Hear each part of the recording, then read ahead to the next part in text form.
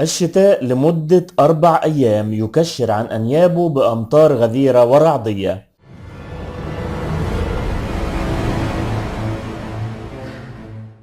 أهلا وسهلا بحضراتكم مع فيديو جديد من قناة ناس مصر. في البداية بعد إذن حضراتكم لايك للفيديو واشتراك في القناة وفعلوا زر الجرس عشان يوصلكم إشعار بكل الفيديوهات الجديدة.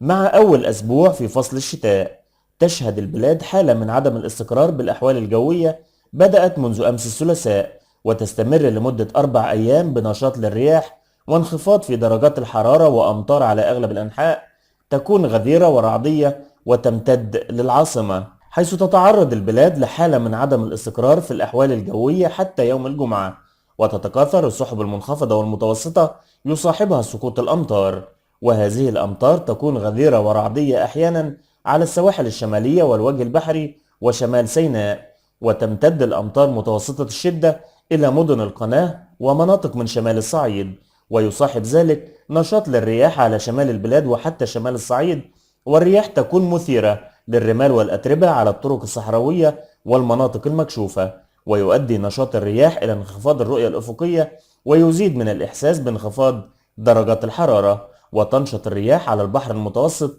مما يؤدي إلى اضطراب شديد في حركة الملاحة، والطقس مائل للبرودة حتى شمال الصعيد معتدل على جنوب الصعيد نهارا، ومن المتوقع أن تنشط الرياح المثيرة للرمال والأتربة في القاهرة الكبرى خاصة على الطرق الصحراوية والمناطق المكشوفة، ويؤدي نشاط الرياح بالقاهرة إلى انخفاض الرؤية الأفقية ويزيد الإحساس بانخفاض درجات الحرارة، ويصاحب ذلك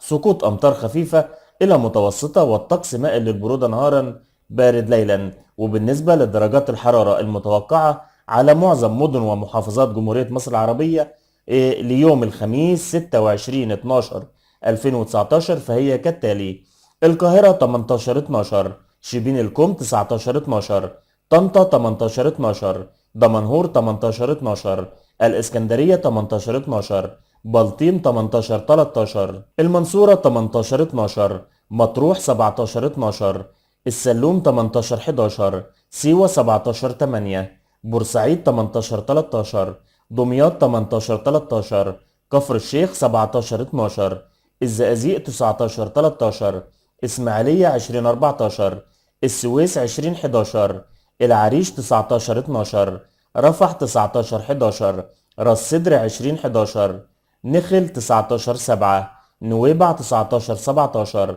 طابة 19/12، كاترين 16/0،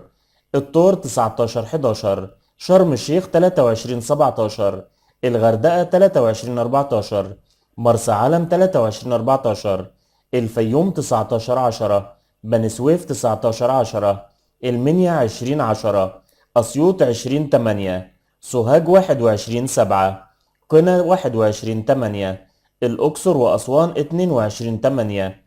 أبو سمبل 21/9، الوادي الجديد 21/7، حلايب وشلاتين 25/20. في نهاية الفيديو لو أقدم لكم معلومة جديدة ما تبخلوش علينا بلايك. لو كانت دي أول مرة بتشوفونا أو بتسمعونا يا ريت تشتركوا في القناة عشان ما يفوتكوش أي فيديو من فيديوهاتنا الجديدة. في النهاية بشكركم والسلام عليكم ورحمة الله وبركاته.